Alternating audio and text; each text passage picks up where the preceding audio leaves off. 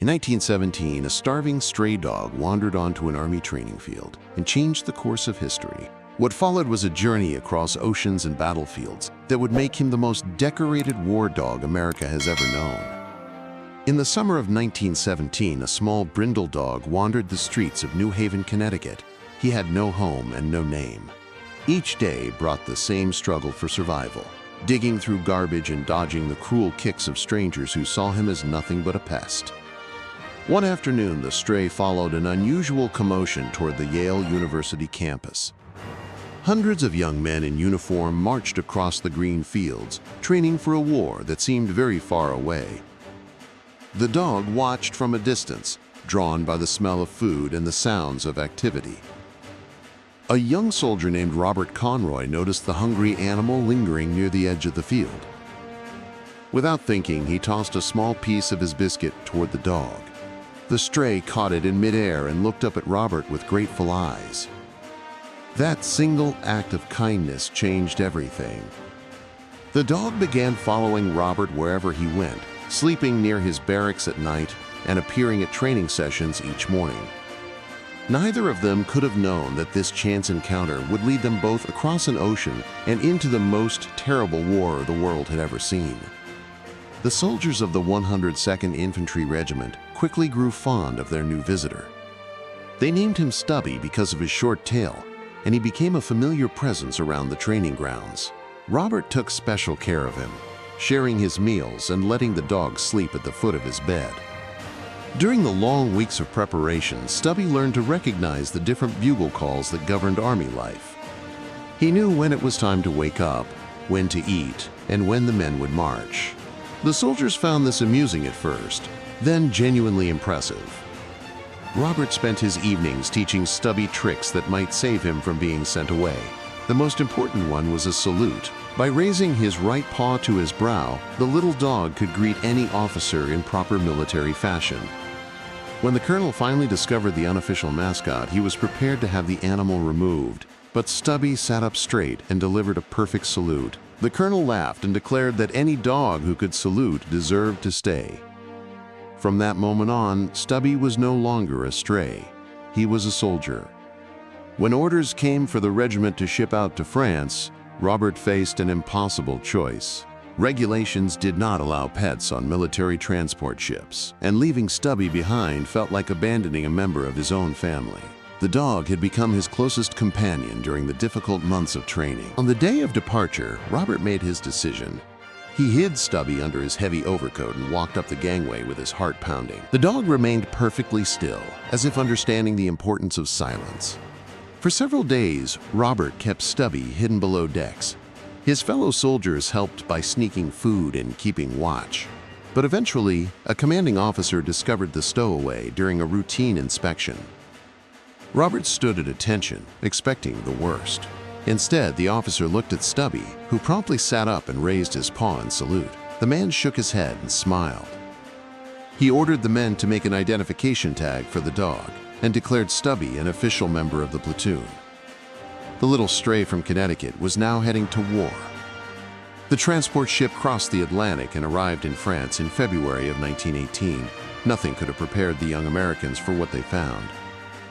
The French and British soldiers they met looked exhausted, their eyes hollow from years of fighting. Stubby stayed close to Robert as the regiment moved toward the front lines. The trenches were unlike anything the soldiers had imagined. Mud was everywhere, thick and cold and impossible to escape. Rats scurried through the darkness, and the distant thunder of artillery never seemed to stop. The first gas attack came without warning. A yellow cloud drifted across the battlefield, and men scrambled for their masks. Stubby had no mask, and the poison burned his eyes and lungs. Robert wrapped a wet cloth around the dog's muzzle and held him close until the danger passed. That terrible experience changed something in Stubby. His senses, already sharp, became even more attuned to the smell of chemicals.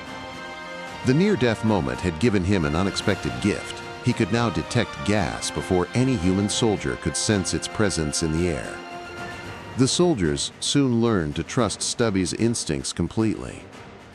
When he began barking and running through the dugouts, they knew to reach for their gas masks immediately. He saved countless lives during those dark months in the trenches. One night, while most of the men slept, Stubby caught the faint scent of approaching gas. He ran from soldier to soldier, barking and nipping at their hands and faces until they woke. The men who might have died in their sleep instead survived because of a dog who refused to let them rest. Word of Stubby's abilities spread through the regiment. Officers who had initially dismissed him as a nuisance now praised his value. He became more than a mascot. He was a guardian. Beyond his talent for detecting gas, Stubby seemed to understand the deeper needs of the men around him. He would sit quietly beside soldiers who were frightened or grieving, offering the simple comfort of his presence.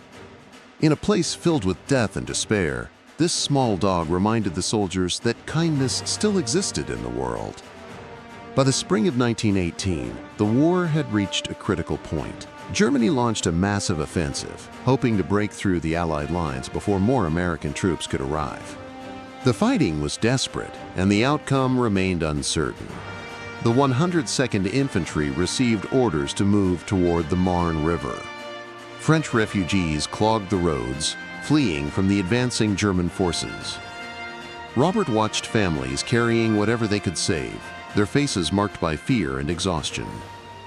The soldiers marched through ruined villages and past abandoned farms. Stubby trotted alongside them, wearing the gas mask that a French soldier had specially made for him. The other men found comfort in seeing the dog still moving forward, still alert and unafraid. As they approached their destination, the sounds of battle grew louder. Artillery shells exploded in the distance, and the sky flickered with orange light. The soldiers knew they were heading towards something terrible. Yet they kept moving, because stopping was not an option. The road to Château-Thierry stretched before them like a path into the unknown. Château-Thierry was an ancient town built along the banks of the Marne River. Stone bridges connected its two halves, and narrow medieval streets wound between old buildings. For centuries, it had been a quiet place where farmers brought their goods to market. Now it had become a battleground. German forces held the northern section of the town, while American and French troops defended the south. The bridges had been destroyed to slow the enemy's advance, and artillery had reduced whole neighborhoods to rubble. The strategic importance of Château-Thierry could not be overstated. If the Germans crossed the Marne here, the road to Paris would lie open before them. The French capital was less than 50 miles away, and its capture could end the war in Germany's favor. Robert and his fellow soldiers took their positions in the ruins. They could see German troops moving on the opposite bank, preparing for the next assault. The fighting would be close and brutal.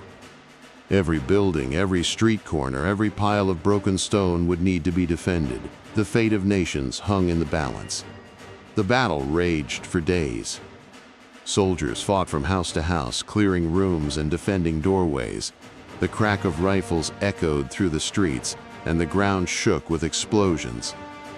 Men fell on both sides, their bodies littering the cobblestones. Stubby proved his worth again and again.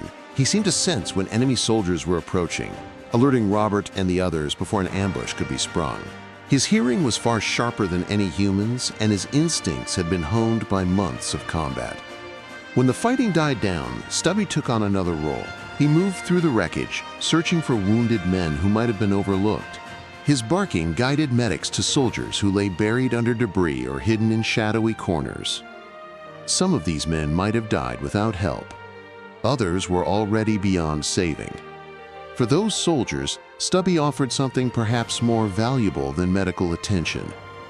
He lay beside them in their final moments, providing the warmth of another living creature. No one should have to die alone, and Stubby made sure they did not.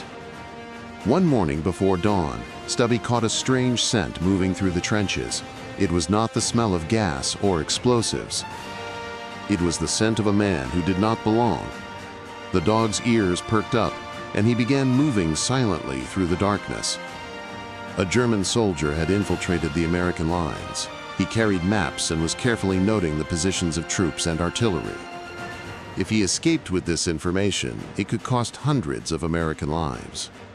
Stubby did not hesitate. He launched himself at the intruder, biting down on the man's leg and refusing to let go. The spy tried to shake free, but the dog held firm, growling and pulling until American soldiers arrived with their rifles raised. The captured spy was carrying detailed drawings of the American defenses. His mission had been to gather intelligence for a major attack.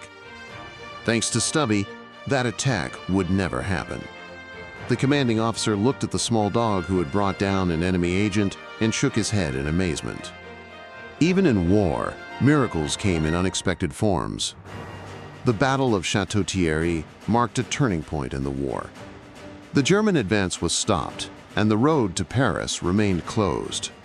American and French forces had held the line when everything seemed lost. In the months that followed, the Allies pushed forward.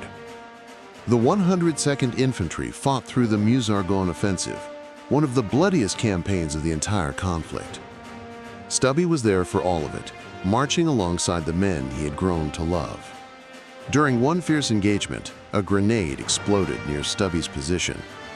Shrapnel tore into his leg and side. Robert rushed to his friend, terrified of what he might find.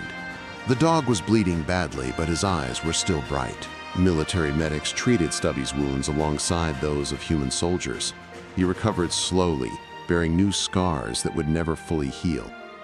By the time the fighting ended, this small dog had participated in 17 battles and been wounded twice.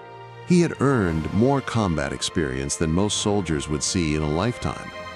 On November 11, 1918, the guns finally fell silent. The armistice had been signed, and the war was over. Soldiers on both sides emerged from their positions, hardly believing that the nightmare had ended. Robert held Stubby close as they watched the celebrations begin. All around them, men were laughing and crying, embracing one another like brothers. The relief was overwhelming. They had survived. The journey home took several weeks. When the transport ship finally reached American shores, crowds lined the docks to welcome the returning heroes. Stubby stood on deck beside Robert, wearing all the medals and patches he had earned in France. Newspapers across the country told his story. Sergeant Stubby, they called him, the most decorated dog in American military history. He met 3 presidents and marched in countless parades. Veterans gathered around him at reunions, remembering the trenches and the friends they had lost. Through it all, Stubby remained at Robert's side. The bond they had formed in war would last the rest of their lives. After the parades ended and the headlines faded, Robert Conroy enrolled at Georgetown University to study law. Stubby came with him, naturally. The university adopted the famous war dog as their football mascot, and he attended games in a specially made sweater. The years passed quietly. Stubby grew old and slow, his muzzle turning gray. The wounds he had carried home from France ached in cold weather. But he still followed Robert everywhere, just as he had done since that summer day in Connecticut. On March 16, 1926, Stubby died peacefully in Robert's arms. He was buried with full military honors, and newspapers across the nation printed tributes to the brave little dog who had served his country. Today, Stubby's preserved remains rest in the Smithsonian Institution, where visitors can learn his remarkable story. He represents all the unexpected heroes of war, the ones who asked for nothing and gave everything. A stray dog who wandered onto a training field became a symbol of courage, loyalty, and the enduring power of friendship. His legacy reminds us that heroism has no size and knows no species.